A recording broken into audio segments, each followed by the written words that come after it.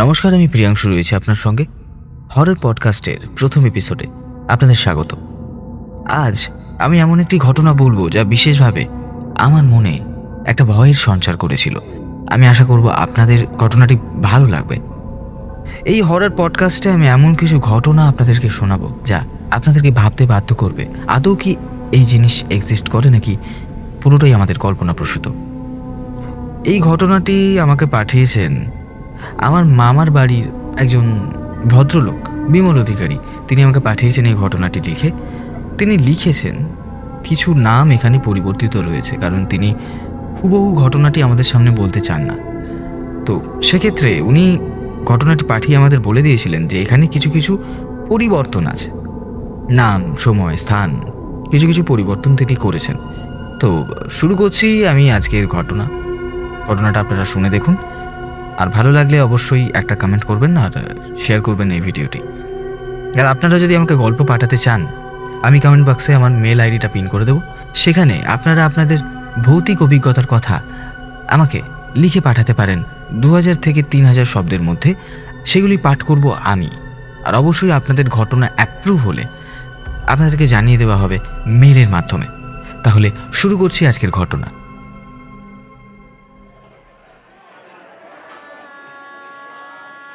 বিয়ে বাড়ির আলোকসজ্জা, সানাইয়ের সুর আর হাজারো মানুষের ভিড়ের আড়ালে যে এমন একটা হাড় হিম করা অন্ধকার লুকিয়ে থাকতে পারে তা আমি নিজের চোখে না দেখলে কোনোদিনও বিশ্বাস করতাম না।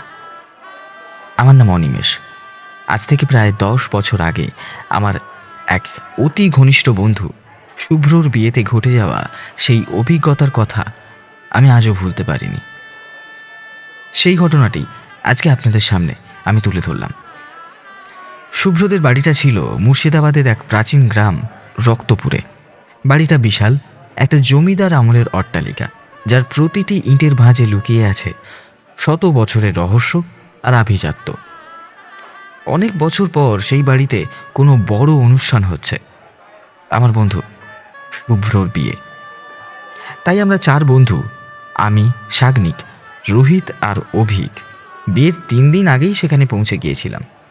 বাড়িটা ছিল এক বিশাল গোলক ধাঁধার মতো, চুনকাম করা উঁচু দেওয়াল, বিশাল খিলানওয়ালা জানালা আর সুবিশাল এক ঠাকুর দালান। বাড়ির চারপাশে আম আর লিচু গাছের বাগান এতটাই ঘন ছিল যে দিনের বেলাতেও সেখানে সূর্যের আলো মাটির দেখা পেত না। বড় বড় থামওয়ালা বারান্দাগুলোতে হাঁটলে নিজের পায়ের শব্দ প্রতিধ্বনিত হয়ে নিজের কানেই ফিরে আসত। আমরা যখন পৌঁছেছিলাম তখন বাড়ির উঠোনে শামিয়ানা টাঙানো চলছে। আত্মীয় স্বজনের সারা বাড়ি গিজগিজ করছে। কিন্তু প্রথম দিন থেকেই আমার কেন জানি না মনে হচ্ছিল এই আনন্দ আর আলোর সমান্তরালে একটা কিছু এই বাড়িতে বাস করছে। একটা গুমোট অস্বস্তি যেন সারাক্ষণ আমার পিছু নিচ্ছিল। মনে হচ্ছিল উপর তলার বন্ধ জানালাগুলো থেকে কেউ তদন্ত্র চোখে আমাদের গতিবিধি লক্ষ্য করছে। ঘটনাটা শুরু হলো আমাদের পৌঁছানোর প্রথম রাতেই। আইবুড়ো ভাত শেষ করে আমরা বন্ধুরা ছাদে গিয়েছিলাম একটু আড্ডা দিতে। রাত তখন প্রায় আনুমানিক 1টা। নিজের তলায় তখনও ক্যাসেট প্লেয়ারে বিয়ের গান বাজছে। মাঝে মাঝে মানুষের হাসির আওয়াজ ভেসে আসছে তার মধ্যে থেকে। ছাদে আমরা 4 জন ছাড়া আর কেউ ছিল না। চাঁদের আলোয় ছাদের আলসেগুলো লম্বা লম্বা ছায়া তৈরি করেছিল। আড্ডা যখন জমে উঠেছে তখন হঠাৎই রোহিত মাঝপথে চুপ করে গেল। ও ফিসফিস করে বলল, এই চুপ করতো সবাই, কিসের একটা শব্দ হচ্ছে না?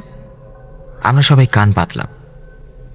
অন্ধকার ছাদের একটা কোণায় যেখানে জলের বড় লোহার ট্যাঙ্কটা আছে সেখান থেকে স্পষ্ট একটা শব্দ ভেসে আসছে, ঝম ঝম ঝম। মনে হচ্ছিল কেউ নূপুর পরে খুব ধীর পায়ে ছন্দের তালে নাচছে। কিন্তু ছাদে তো আমরা 4 জন ছাড়া আর কেউ নেই। আমি পকেট থেকে শক্তিশালী টর্চটা বের করে ট্যাঙ্কের দিকে আলো ফেললাম। আলোর রেখাটা পড়ার সাথে সাথেই শব্দটা থেমে গেল। কিন্তু সেই জায়গায় আমরা যা দেখলাম তাতে আমাদের শির দাঁড়াবে একটা ঠান্ডা স্রোত বয়ে গেল।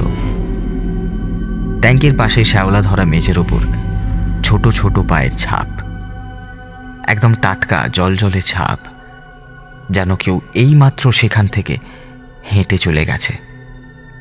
কিন্তু পায়ের ছাপগুলো অস্বাভাবিক, পাতাগুলো পিছন দিকে ঘোরানো, অর্থাৎ কেউ যদি সামনের দিকে হাঁটে তার পায়ের ছাপ পেছনের দিকে পড়বে কি করে?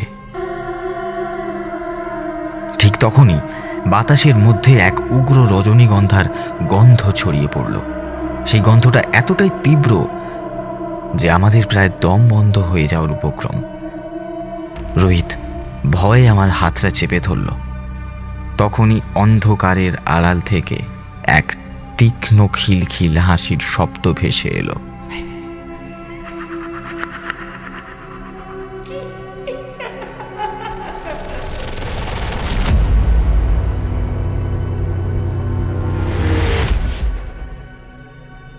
সেই হাসিটা কোনো মানুষের হতে পারে না, তা ছিল অত্যন্ত সরু আর ধাতব। আমরা এক মুহূর্ত আর ছাদে দাঁড়াইনি, এক ছুটে নিচে নেমে এলাম। সিঁড়ি দিয়ে নামার সময় আমার মনে হলো প্রতিটা ধাপের অন্ধকার থেকে কেউ আমাদের দিকে হাত বাড়িয়ে ডাকছে। নিচে এসে শুভ্রর বড় কাকার সাথে দেখা হলো। ওনাকে দেখে মনে হলো উনি কিছু একটা গোপন করছেন। আমাদের ফ্যাকাশে মুখ দেখে তিনি শুধু গম্ভীর গলায় বললেন, রাত হয়ে গেছে, তোরা এবার ঘরের ভেতরে চলে যা। এই বাড়িতে পুরনো অনেক কিছু আছে, সব নিয়ে কৌতূহল দেখাতে নেই। আর শোন, কোনো অবস্থাতেই দোতলার দক্ষিণ দিকের শেষ ঘরটার তালা খোলার চেষ্টা করবি না। সেই রাতে আমাদের 4 বন্ধুর চোখে ঘুম আসেনি।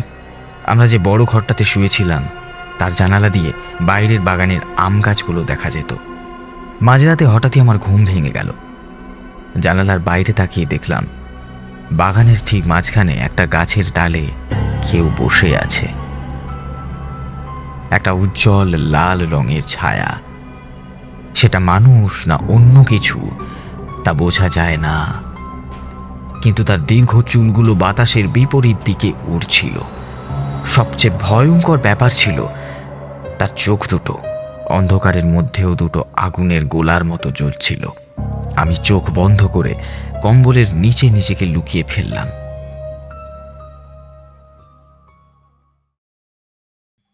পরদিন সকালে এক অদ্ভুত খবর পেলাম। বাড়ির যে পুরনো কাজের লোকটা ভোরে উঠোন ঝাড়ু দিচ্ছিল সে অজ্ঞান হয়ে পড়ে আছে। জ্ঞান ফেরার পর সে থরথর করে কাঁপতে কাঁপতে জানালো সে নাকি দেখেছে এক সুন্দরী কোণে বাড়ির সদর দরজা দিয়ে ভেতরে ঢুকে সোজা উপর তলার সেই দক্ষিণ দিকের ঘরটার ভেতরে ঢুকে গেল। অথচ বাড়ির প্রধান ফটক তখন ভেতর থেকে তালা বন্ধ ছিল। শুভ্রর বিয়ে বাড়ির উৎসবের আবহে সবাই এই ঘটনাগুলোকে এড়িয়ে যাওয়ার চেষ্টা করছিল। বাড়ির বড়রা বারবার বলছিলেন যে হয়তো গ্রামে কোনো মেয়ের কথা সে বলছে, কিন্তু আমি জানতাম রক্তপুর গ্রামের এই অট্টালিকায় এমন কিছু একটার জাগরণ ঘটেছে যা দীর্ঘকাল সুপ্ত ছিল। আমাদের জন্য অপেক্ষা করছিল বিয়ের সেই চূড়ান্ত রাত, যেখানে নিমন্ত্রিতদের ভিড়ে লুকিয়েছিল এমন এক অভিশপ্ত আত্মা যাকে কেউ আমন্ত্রণ জানায়নি, কিন্তু সে এসেছে নিজের দাবি আদায় করতে।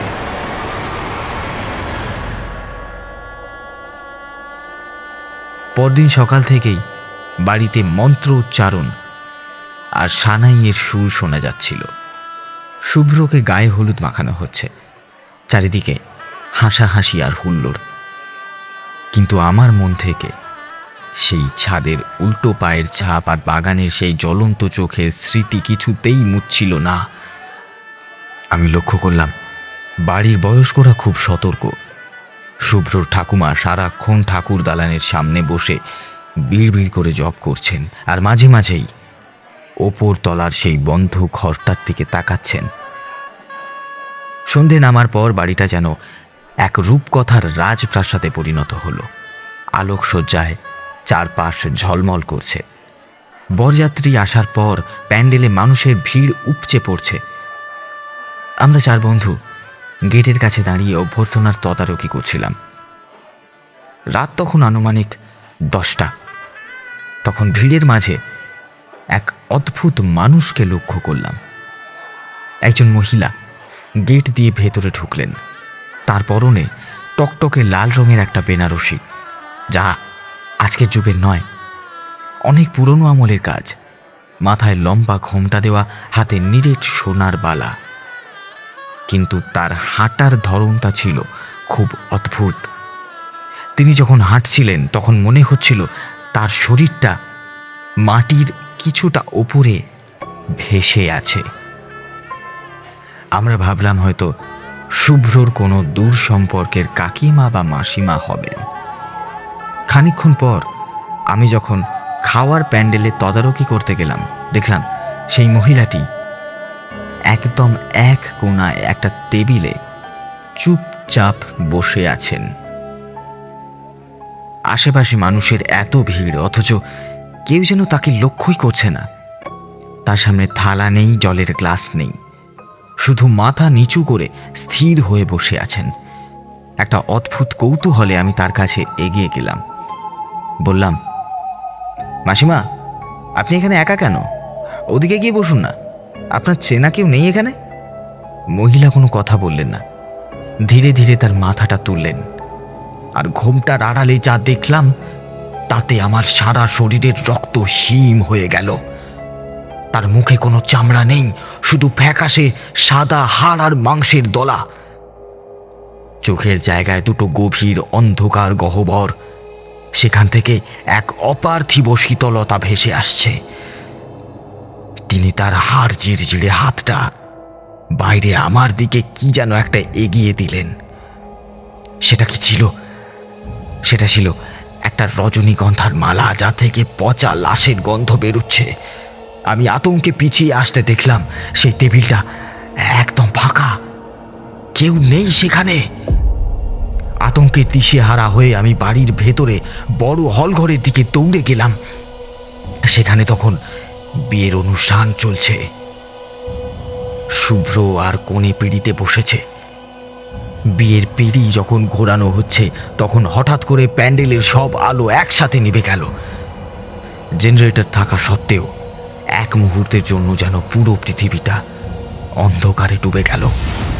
সেই নিশ্ছিদ্র অন্ধকারের মাঝে আমি এক তীক্ষ্ণ চিৎকার শুনতে পেলাম।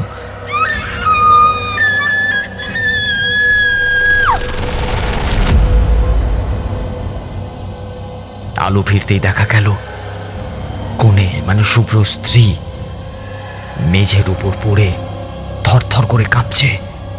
তার কপালে লাগানো চন্দনটা কেউ যেন নখ দিয়ে আঁচড়ে ফেলেছে। সে ডুকরে কেঁদে উঠে বলল, কেউ একজন তার গলা টিপে ধরার চেষ্টা করছিল। তার হাতটা নাকি বরফের মতো ঠান্ডা। শুভ্রর ঠাকুমা তখন চিৎকার করে উঠলেন, বললেন সবাইকে ভেতরে চলে যেতে, কেউ যেন লোহা ধরে থাকে। তিনি তড়িঘড়ি করে কনের শাড়ির আঁচলে একটা পুরনো তামাটে কবচ বেঁধে দিলেন। বাড়ির আচার অনুষ্ঠান কোনো মতে শেষ হলো, কিন্তু আমরা 4 বন্ধু অনুভব করতে পারছিলাম যে এই অদৃশ্য আত্মাটি আমাদের খুব কাছেই ঘোরাফেরা করছে। ক্রমেই রাত গভীর হলো। নিয়ম অনুযায়ী সেই দিন কাল রাত্রি বর আর কনে আলাদা ঘরে থাকবে। কনেকে দোতলার সেই দক্ষিণ দিকের শেষ ঘরটা ঠিক পাশের ঘরেই রাখা হলো। রাত তখন প্রায় 2:30। আমরা বন্ধুরা নিচে বসে কথা বলছিলাম। হঠাৎ ওপর তলা থেকে একটা বিকট শব্দ শোনা গেল। কেউ যেন খুব জোরে ভারী কোনো আসবাবপত্র টেনে নিয়ে যাচ্ছে। আমরা সবাই উপর তলায় দৌড়ে গেলাম। গিয়ে দেখি সেই চিরকাল তালা বন্ধ থাকা দক্ষিণ দিকের ঘরটার দরজা হাট করে খোলা, অথচ দরজার সেই মোটা লোহার তালাটা মেঝেতে পড়ে আছে। কেউ যেন ওটাকে মোমের মতো হাত দিয়ে দুমড়ে ভেঙে ফেলেছে। ঘরের ভেতর থেকে একটা পচা মাংসের গন্ধ ভেসে আসছে। সাহস করে আমি আর শুভ্রর কাকা ঘরে ঢুকলাম। টর্চের আলো ফেলতেই দেখলাম ঘরের মাঝখানে দাউ দাউ করে জ্বলছে আগুন, অথচ সেখানে কোনো কাঠ বা কেরোসিন নেই। আগুনের শিখার মাঝখানে দাঁড়িয়ে আছে সেই লাল বেনারসি পরা মহিলা। তিনি এবার আর ঘোমটায় মুখ ঢাকেননি। তার বিভৎস চেহারা আমাদের দিকে ফিরল। তিনি চিৎকার করে বললেন, এই সিঁদুর আমার, এই ঘর আমার, ওকে চলে যেতে বল। তখনই ঘরের জানালাগুলো নিজে থেকেই সশব্দে বন্ধ হয়ে গেল। ঘরের বড় আয়না চুরমার হয়ে ভেঙে পড়ল। প্রতিটা কাঁচের ভাঙা টুকরোয় আমরা সেই মহিলার মুখ দেখতে পেলাম। তিনি দেওয়াল বেয়ে মাকড়সার মতো সিলিংয়ের দিকে উঠে গেলেন এবং সেখান থেকে আমাদের দিকে ঝাঁপিয়ে পড়ার উপক্রম করলেন। শুভ্র ঠাকুমা তখন দরজায় দাঁড়িয়ে উচ্চ স্বরে চণ্ডী পাঠ শুরু করলেন। তার হাতে থাকা গঙ্গা জল যখনই ঘরের ভেতর ছিটকে পড়ল, সেই অশরীরী আত্মাটি যন্ত্রণায় কুঁকড়ে যেতে লাগলো। এক তীব্র বাতাসের ঝাপটা আমাদের সবাইকে বারান্দায় ছিটকে ফেলে দিল এবং সশব্দে ঘরের দরজাটা আবার বন্ধ হয়ে গেল।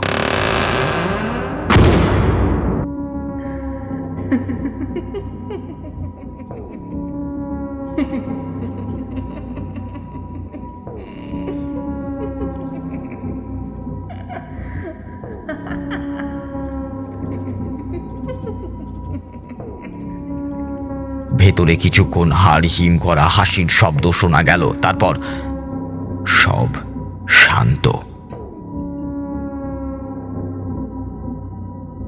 পরদিন সকালে শুভ্রর বাবা আমাদের সবটা খুলে বললেন। আজ থেকে ঠিক 25 বছর আগে এই বাড়িতেই শুভ্রর এক পিসিমার বিয়ে হওয়ার কথা ছিল, কিন্তু বিয়ের আসরে বরপক্ষ পণের দাবিতে বিয়ে ভেঙে দেয়। সেই অপমান আর লজ্জায় পিসিমা ওই লাল বেনারসি পরেই ওই ঘরটায় গলায় দড়ি দিয়েছিলেন। আর তার সেই অতৃপ্ত আত্মা আজও এ বাড়িতে কোনো বিয়ে বা আনন্দ সইতে পারে না। বিয়ের পর যখন শুভ্র আর তার স্ত্রী গাড়ি করে চলে যাচ্ছিল, আমি একবার পেছনে সেই অট্টালিকাটির দিকে তাকিয়েছিলাম। দেখলাম দোতলার জানালায় একটা লাল রঙের ছায়া দাঁড়িয়ে আছে। সে যেন আজও সেই 25 বছর আগের হারানো বরযাত্রীর পথ চেয়ে বসে আছে। আমার জীবনের সেই বিয়ে বাড়ির অভিজ্ঞতা আজও আমায় তাড়িয়ে বেড়ায়। কোনো বিয়ে বাড়িতে সানাইয়ের সুর শুনলে আমি এখনো শিউরে উঠি। মনে হয় কোথাও না কোথাও সেই লাল বেনারসি পরা ছায়াটা আজও আমন্ত্রণ ছাড়াই পৌঁছে যাচ্ছে হয়তো। শুনলেন হরর পডকাস্টের প্রথম এপিসোডের গল্প। কেমন লাগলো আজকের কাহিনী অবশ্যই কমেন্ট বক্সে কমেন্ট করে জানাতে ভুলবেন না। আর ভালো লাগলে একটুখানি শেয়ার করে দেবেন। আবারও বলছি, যদি কেউ গল্প পাঠাতে চান, আমি কমেন্ট বক্সে আমার মেল আইডি পিন করে রাখবো। সেখানে আমাকে মেল করে পাঠাতে পারেন আপনাদের কাহিনী 2000 থেকে 3000 শব্দের মধ্যে, আর আপনার গল্প পাঠ করব আমি। তাহলে আজকে চলি, দেখা হবে পরবর্তী পর্বে, পরবর্তী গল্পে আরও কিছু ভৌতিক ঘটনা নিয়ে। শুনতে থাকুন হরর পডকাস্ট।